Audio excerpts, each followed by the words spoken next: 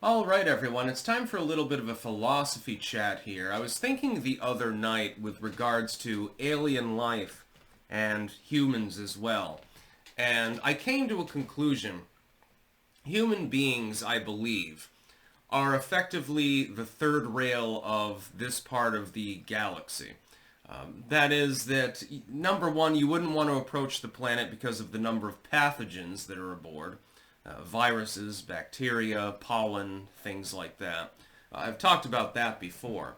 But also, I think that we're sort of in an in-between period as a species. That is, we're not primitives, so to speak, but we're also not technologically super sophisticated. We're a developing country within the Milky Way galaxy, so to speak. We're also in an area of fairly low density, which is probably the reason why we haven't seen any intelligent life around us.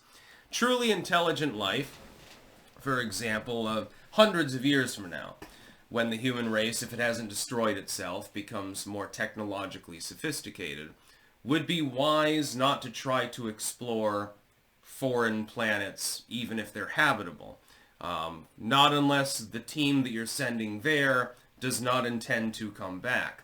You could risk contaminating your homeworld with pathogens that you have no resistance to, and then your species gets effectively wiped off the face of the earth, so to speak. If there is intelligent life in the general vicinity that's aware of our existence, I have a feeling that they avoid us.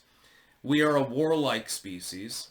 We've built a number of weapons of various kinds that could do great damage. I'm assuming that a nuclear weapon would probably take out an alien ship, for example.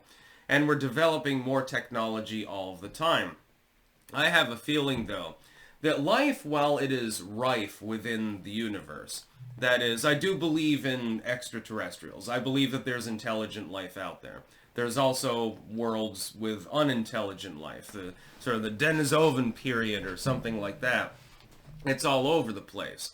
It tends to be sporadic. That is, that the distance between the star systems where there's a planet where there's life on, they're going to be fairly scant. We know this.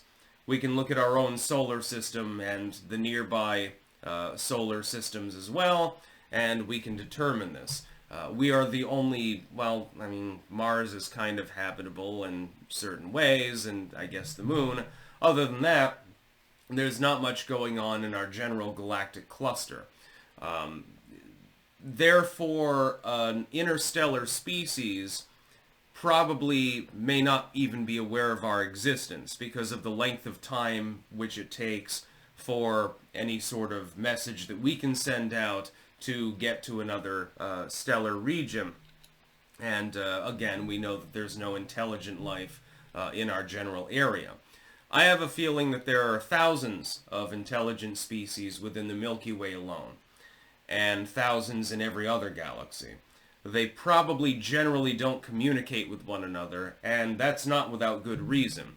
Once they develop the sophistication to potentially communicate or travel to another region, and with intelligent life, it's probably a bad idea to do so. You might literally wipe out your entire civilization. This has almost certainly happened before. It's like kind of like a real-life version of Star Wars or something like that, or Star Trek. I have a feeling that this has happened, well, it's probably happened millions of times. An intelligent species gets its dander up, decides to go to, the enemy's homeworld. They get some terrible disease that they're not resistant to, and 99% of their population dies, and their civilization collapses back into the Copper Age or something like that. This could actually be a thing. It's already happened. I guarantee that there's life out there in the universe. There are too many star systems, too many planets, too many goddamn galaxies, like quadrillions of them. There's no possibility that this is the only planet in the entire universe that has spawned life. It is literally impossible. But trying to detect it is going to be improbable. Number one, because it's not going to generally be local.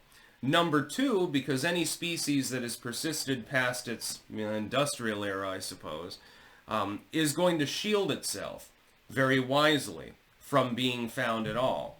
They're going to do this because they don't want to be contacted. We should be doing the same thing as human beings. We should not want alien life to contact this planet. They might die, we might die, war could break out, there could be all sorts of problems, all sorts of reprisals. And that's the way that it is. We're alone on this little blue ball floating in the galaxy, so to speak. Not to wax, the poetic or anything like that, but we're alone. Aliens are not contacting this planet. I believe that they're out there. Some of them may be aware of our existence. They're not choosing to contact us. There are all sorts of weird phenomenon on this planet. You do have like UFO sightings and stuff like that. I think that these are all natural phenomena or government aircraft or something like that. I don't believe the ET is actually going to phone home. Because ET would probably die if he landed on the planet. The pollen, the bacterium, the viruses, etc. would probably just fucking kill him. So there's no reason to do so. Now, there is one methodology by which you could colonize a foreign planet, as long as there weren't life on it to begin with.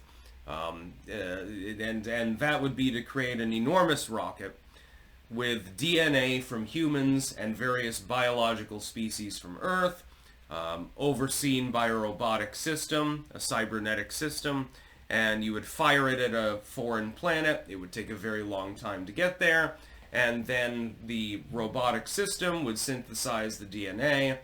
You'd have basically laboratory babies, and then various other species, and there would be a learning program and stuff like that. That's the only way that we're going to colonize a foreign planet, at least with current technology. Is it possible? Yes. Should we be doing this? I can't answer that question. I would think it better to create a Martian colony and a moon colony and stuff like that, and just call it a day. That way, if Earth gets destroyed, at least a repository of humanity is left, preferably with the resources to get off-world if they need to, and you would create that kind of system. Again, a gigantic spaceship. Absolutely, it would be way, way bigger than anything SpaceX is currently making. And it fires out into a foreign planet with a pre-programmed schedule, how it hits and does re-entry and stuff like that, onto a habitable planet with a highly robotic system. One that is self-replicating and self-maintaining, preferably. We're not too many decades away from that level of technology. That will take us to the next stage of our civilization. It's also dystopian, though, because it can be used for other applications, and probably will. That's a big problem, just saying. I think that we are sort of in between the dichotomy of civilizations. If aliens are out there, they don't regard us necessarily as being primitives. So they wouldn't want to come here and just scorch the world and take the resources, because we might fight back. But we're also not sophisticated enough and intelligent enough for them to want to parlay with us. So we're somewhere in between. We are a stage, we're in between. We're basically a developing country within the universe, in other words. And most species probably aren't aware of our existence because they're not looking for us, they don't give a shit, and or they don't have the technological sophistication to find us, or they have enough technological sophistication to find us, and they're like, shit, these monkeys over there. We probably don't want to go around that particular star system. I have a feeling that we're basically the India of the universe. That's about all. Peace out.